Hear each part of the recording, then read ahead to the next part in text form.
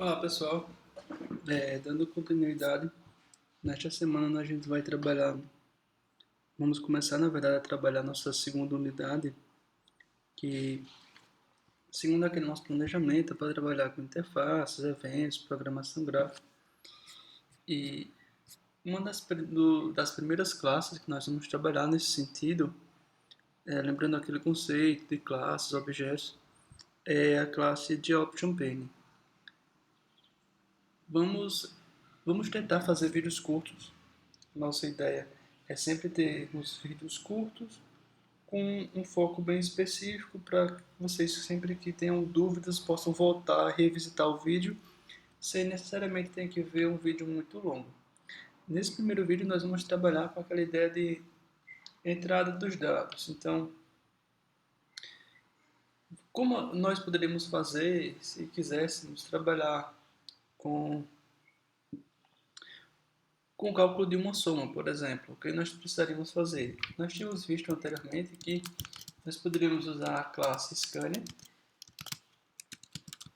instanciar essa classe Scanner com o system.in, que ele pegaria as informações do teclado, e quando nós utilizarmos o método next, nextInt, nextFloat, double, e aí ele retornaria para a gente a informação que o usuário digitasse. Por exemplo, se a gente colocar nextInt, ele vai colocar aqui as informações e vai alocar essa informação que o usuário digitou a essa variável chamada primeiro, e vamos também fazer isso para a variável chamada segundo. Se quisermos calcular a soma, podemos definir que a soma será o primeiro mais o segundo, e se quisermos imprimir esta soma, nós poderemos fazer simplesmente dessa forma: soma, dois pontos, e no momento que a gente executar essa nossa classe, nós podemos executar clicando com o botão direito, executar arquivo, ou aqui nessa partezinha, executar o projeto. Como nós só temos uma única classe, ele pede para executar a própria classe, comandos de entrada. Como podemos observar, o terminal aqui ele está pausado, ele está esperando o usuário digitar. Quando nós colocamos 12 e colocamos 13, aí ele vai dizer que a soma foi 25, e após isso ele encerra o programa. Como nós poderemos melhorar isso? Nós poderemos melhorar colocando as informações de saída de tela, por exemplo, digite o primeiro número e depois digite o segundo número, e aí o usuário ele não fica perdido em relação aos tipos de entrada no momento de digitar as informações. Então, 12 e 13, respectivamente, o primeiro e o segundo número. Pois bem, e se tivéssemos uma forma diferente de fazermos a mesma coisa? Como é que nós poderíamos fazer a mesma coisa? Nós temos uma classe chamada de OptionPane, e essa classe ela ajuda a gente nesse sentido de trazer informações para a gente. Por exemplo, a classe de OptionPane ela faz parte desse pacote, javax.swing.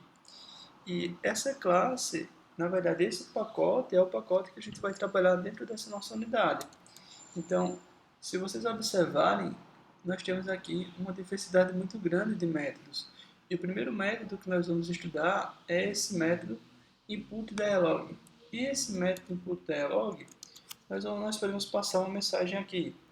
Vamos, só para exemplificar, passar aqui, digite o primeiro número. Se nós observarmos, essa,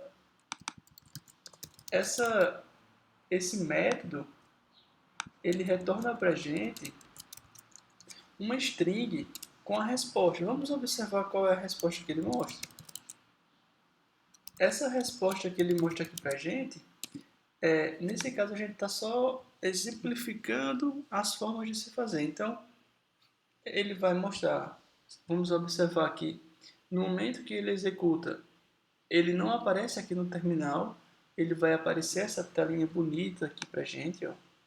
E a mensagem que a gente colocou, ele aparece aqui, ó, digite o primeiro número, eu vou colocar 12. E aqui embaixo ele vai mostrar que a resposta foi 12, porque foi o valor que a gente colocou na nossa caixinha de texto. Pois bem, e quando a gente executa, e a gente, nas nossas opções, quando ele abre essa caixinha de texto, nós temos duas opções.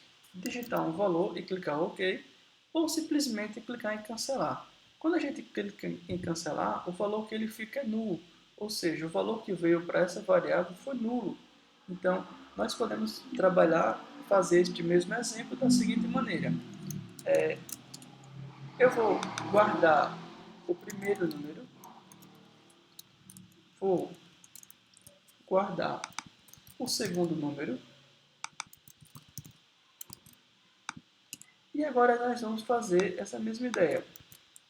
Somar o primeiro mais o segundo. Só que observem bem que esta soma agora, ela está tentando fazer a soma de valores que são diferentes. Anteriormente, nosso tipo era inteiro. Agora, o tipo que a gente tem aqui é o tipo string. Como é que a gente pode fazer essa conversão entre string e inteiro? Nós podemos fazer isso de duas formas.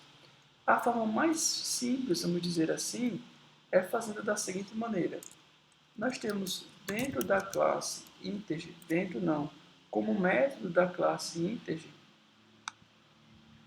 o método parseInt. Esse método parseInt, o que é que ele faz? Ele pega o valor,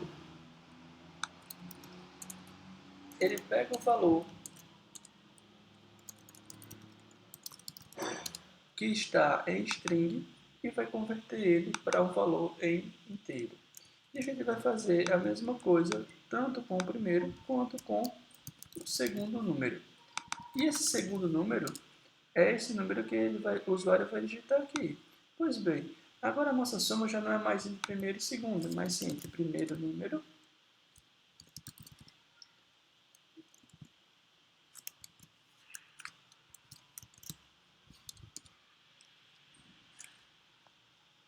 a nossa soma vai ser entre o primeiro número mais o segundo número. E agora, vamos observar a diferença. Na hora que a gente executa esse programa, como é que ele vai funcionar? Observa, ele está pedindo para a gente digitar o primeiro número, a gente digitou 12. Agora, ele vai pedir para a gente digitar o segundo número, eu vou digitar 13. Então, observando que a resposta foi igual, qual é a diferença? A diferença é que agora nós temos classes responsáveis por fazer isso. Quais são essas classes? Nós temos a classe de OptionPenny, e nesse caso o método que ele está utilizando é o showInputDialog. Esse método, quando ele é executado, é o método responsável por mostrar aquela tela que a gente observou durante a execução da aplicação. Outras formas de verificarmos isso, por exemplo, uma maneira que provavelmente daria erro, só para a gente exemplificar essa entrada de dados, eu vou colocar aqui 13 e agora eu vou clicar em cancelar. Quando a gente clica em cancelar, a gente percebe que o valor que está vindo aqui é um valor null, ou seja, ele não consegue transformar o valor null em inteiro. Então a gente tem que observar aqui se o primeiro ele é diferente de null e se o valor, caso ele tenha o valor, é também diferente de nulo.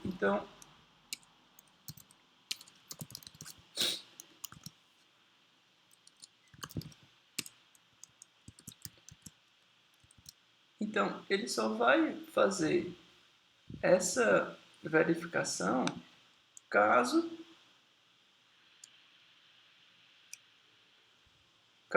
o valor seja diferente de nulo e o valor que está vindo aqui também é diferente de primeiro, ou seja, o valor que está na variável primeiro é diferente de nulo, caso assim ele o faça. Pois bem, vamos executar agora para exemplificarmos. Caso a gente passe um valor nulo, por exemplo, cancelar, ele não vai mostrar nenhuma informação. Então, por que ele não mostrou nenhuma informação? Porque o valor, primeiro, ou ele está nulo ou ele contém a variável nulo. E a gente precisa fazer isso também para a verificação do segundo e por aí vai. Nesse caso, é só apenas para exemplificarmos. Pois bem, finalizamos essa primeira aula dessa unidade e nós vamos agora finalizar